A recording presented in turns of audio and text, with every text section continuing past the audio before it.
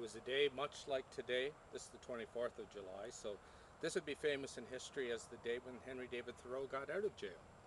He went into jail the night before, or the day before, going into jail for refusing to pay his taxes to support the war, a war that he considered unjust against Mexico.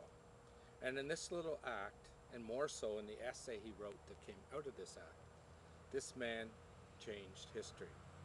Now, Thoreau was kind of a cantankerous guy. He wasn't near as nice a guy as his writings were, but that's like us all. None of us are perfect.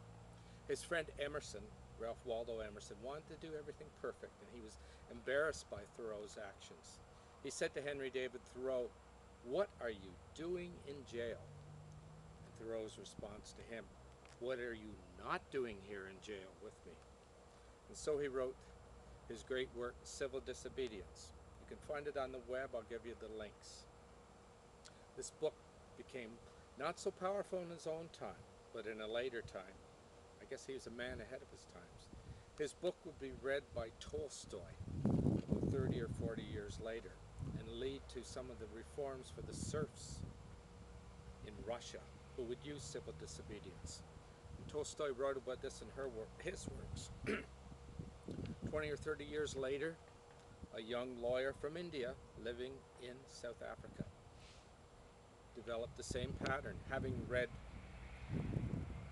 Tolstoy's work and then gone back to the source and gone back to Thoreau. His name, Mahatma Gandhi. And then 20 years after his death, a young black minister in the United States would speak on the things he had learned from this, and one of his parishioners would not sit at the back of the bus. And we all know how Rosa Parks changed history. And we know how Martin Luther King changed history. The acts of ordinary people refusing to go along with the system. Today we celebrate Henry David Thoreau and civil disobedience.